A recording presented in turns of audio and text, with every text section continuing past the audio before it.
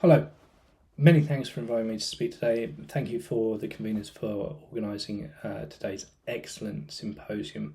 I'd like to introduce myself. My name is Robert Dorrell. I hold a chair in fluid mechanics at Loughborough University in England. Here I am the director of the Aura Centre for Doctoral Training in Offshore Wind Energy, which is a collaboration between the universities of Loughborough, Hull, Durham, Sheffield and Newcastle. It's been funded by the UK government through the Engineering and Physical Sciences Research Council and Natural Environment Research Council. Now, for those of you who are perhaps unfamiliar with Centres for Doctoral Training, or CDTs, they're UK government funded programmes that are put in place to really support and drive research and innovation, and really critically develop a talent pipeline of future leaders in specific industry areas through PhD level research. Now, today I want to talk to you about our programs on offshore wind energy and some of the research that we've done through them that I think is really relevant to today's conference. The Aura CDT was born out of the Aura Network, and the Aura Network itself is a consortium of universities, academics, with industry centred around the Humber Estuary in the UK. Together, this consortium of academics and industry have been working around developing solutions for decarbonisation and net zero. We've been collaborating since 2015, over the past 10 years or so, really trying to work out ways that academia and industry can effectively engage and support each other, really trying to answer the question, what problems are worth solving, and critically, what problems are worth solving by us. Now, as a global centre for offshore wind, there are more than 1,000 offshore wind turbines located within 100 kilometres of the Humber Estuary. Aura's work has, with industry, has included a specific focus on the development of offshore renewable energy as a solution towards the transition to net zero.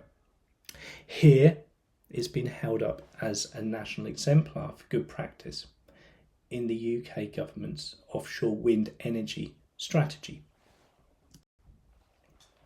Now, this collaboration, as I said, established over the past 10 years or so, led in 2019 to the successful development of a UK government award for a Centre for Doctoral Training in offshore wind energy and the environment. This first programme was truly groundbreaking at the time. Firstly, we were really fortunate to receive funding from two government bodies, both the Engineering and Natural Environment Research Councils. Crucially, what this did was enable to take what was back then a pioneering approach within the sector, trying to start thinking about and then addressing the challenges facing offshore wind at the interface between engineering and environmental concerns.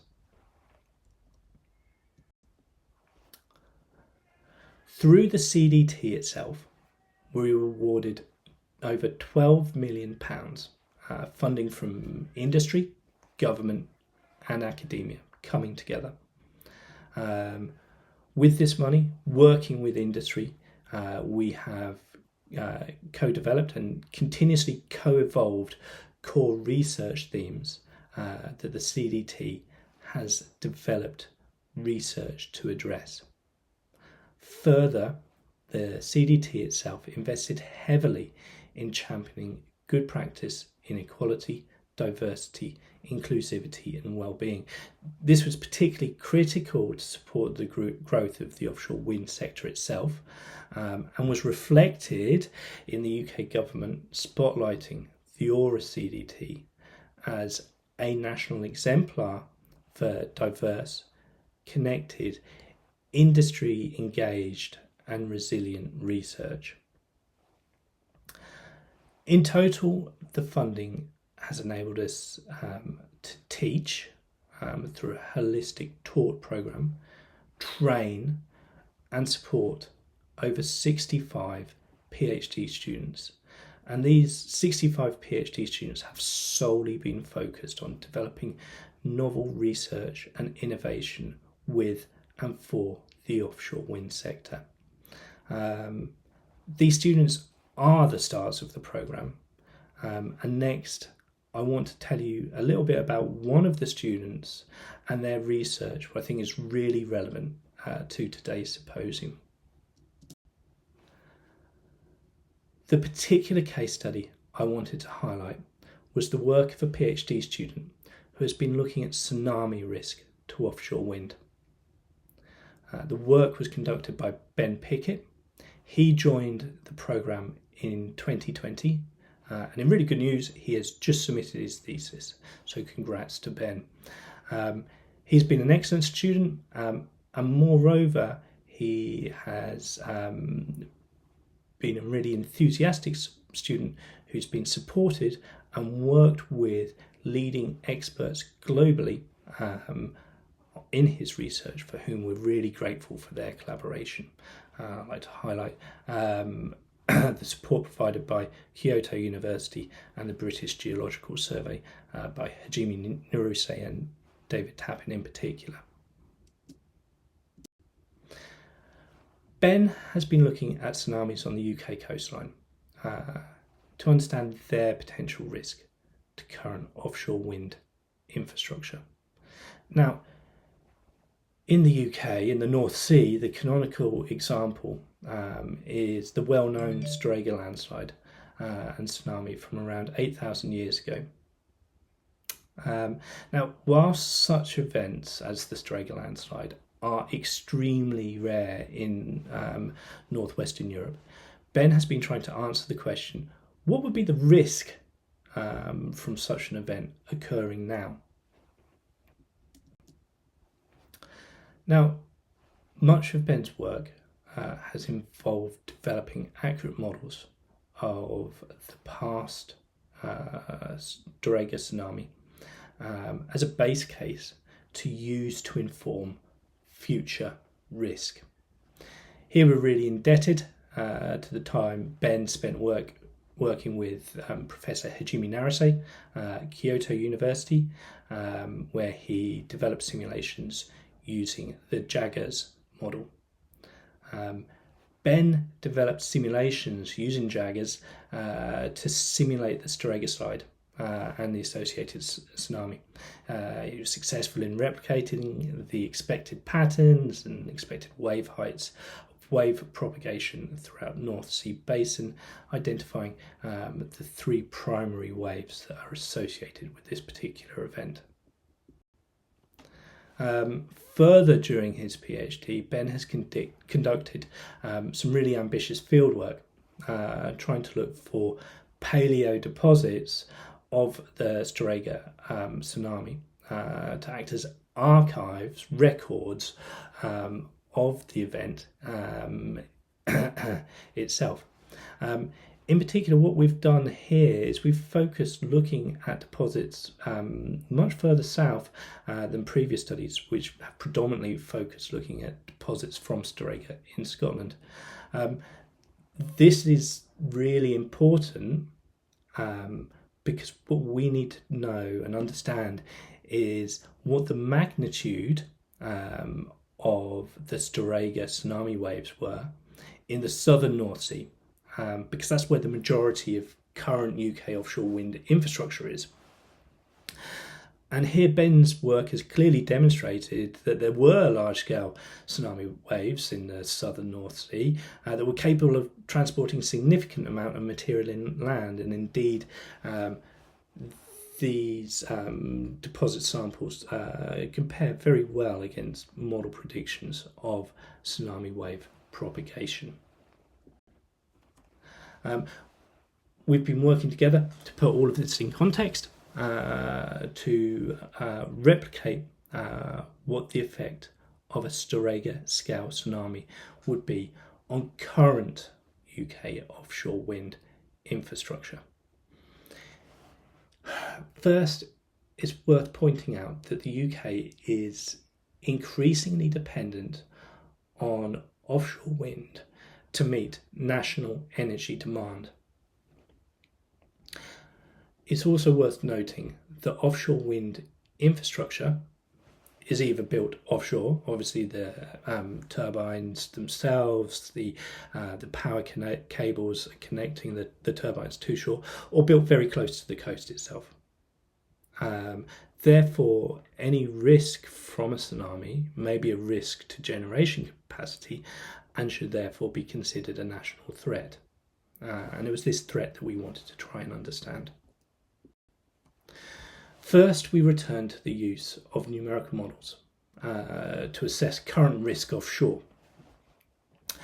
Looking at a repeat of a Storegga scale tsunami, we found that it would generate only really low amplitude, long wavelength waves at the location of most UK offshore wind farms, and therefore, based on previous studies, including those in Japan, is unlikely to cause any significant damage to foundations.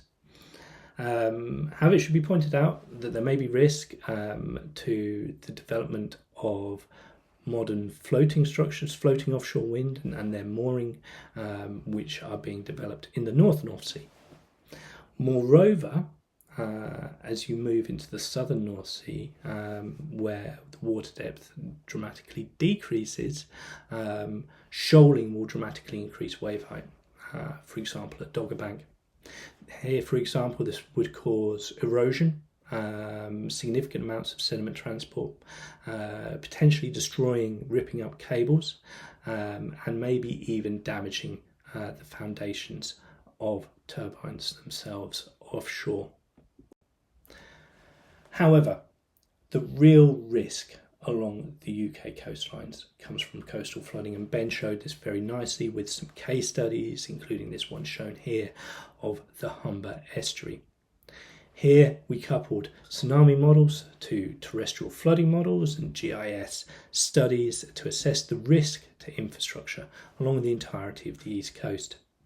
And what was shown was that in a real worst case scenario, a Storegga scale tsunami would cause significant flooding and loss of power generation capability to critical nodes in the UK energy generation and supply network.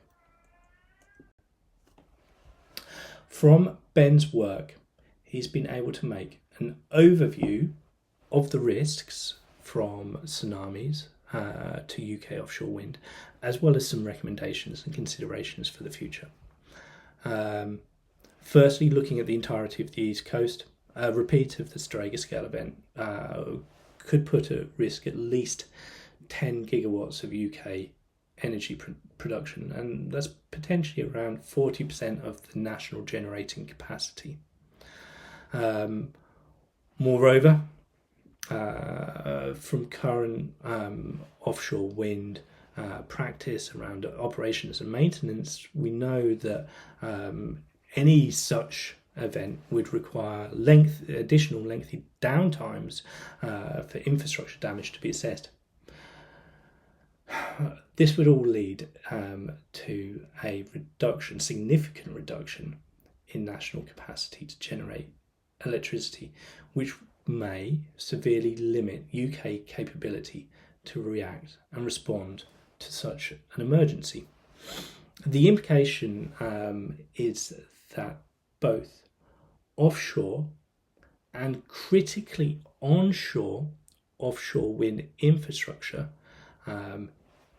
in the UK should consider potential risks from high magnitude, low frequency events such as tsunamis. Now, it's been the success of students such as Ben and the research he's done, which has enabled us to develop and be awarded a new second Centre for Doctoral Training in 2024. Here, the EPSRC funded Centre for Doctoral Training in Offshore Wind Energy Sustainability and Resilience has built on our original programme. It expands upon themes around engineering and the environment to go on to provide a platform for the first time to consider research and innovation around the socio-economic challenges and limitations facing the growth of offshore wind, both at a national and at an international scale. This time, over £70 million has been invested in the programme, again from industry, government and academia coming together.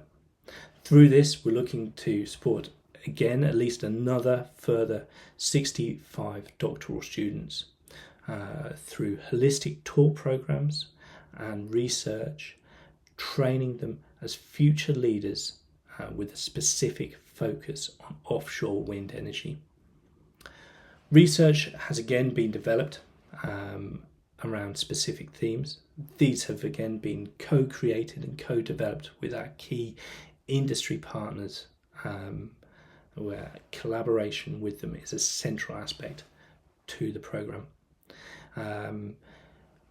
This time, within the programme, we are looking to facilitate clusters of students to work together to deliver collaborative research,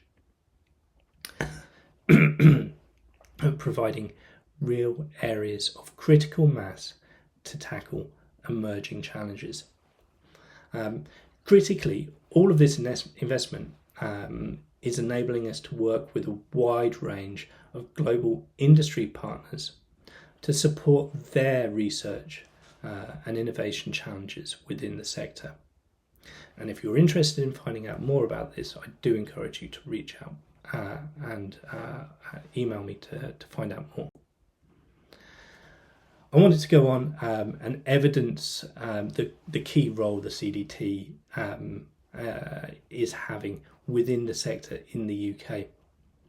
Now, the research priorities of the current CDT, as I said, were co-developed with our industry partners. And it's noteworthy that they're also reflected across quite closely in the UK government's 2024 offshore wind industrial growth plan, which really sets out the strategy for the development of the sector over the next decade or so. In particular, the offshore wind industrial growth plan identifies the key sector challenges and also evidences the support for global development and knowledge exchange within the sector, which is a core priority of our programme. From this, I'm really pleased to announce that we currently have over 10 current doctoral studentships open to applicants globally to support the development of offshore wind. It's worth highlighting these doctoral studentships fully fund both PhD fees and a living PhD stipend. Critically, they have also been all fully supported and co-developed by leading offshore wind organisations and companies. This collaboration gives PhD students direct experience of the sector and access to expertise, knowledge and information. And I would encourage you all to pass on these details to any of your students who may be interested in applying. To conclude, I'd like to thank you again for the opportunity to talk today. And if you would like to find out more about joining the CDT, either as a student or as a partner, please do reach out and contact me.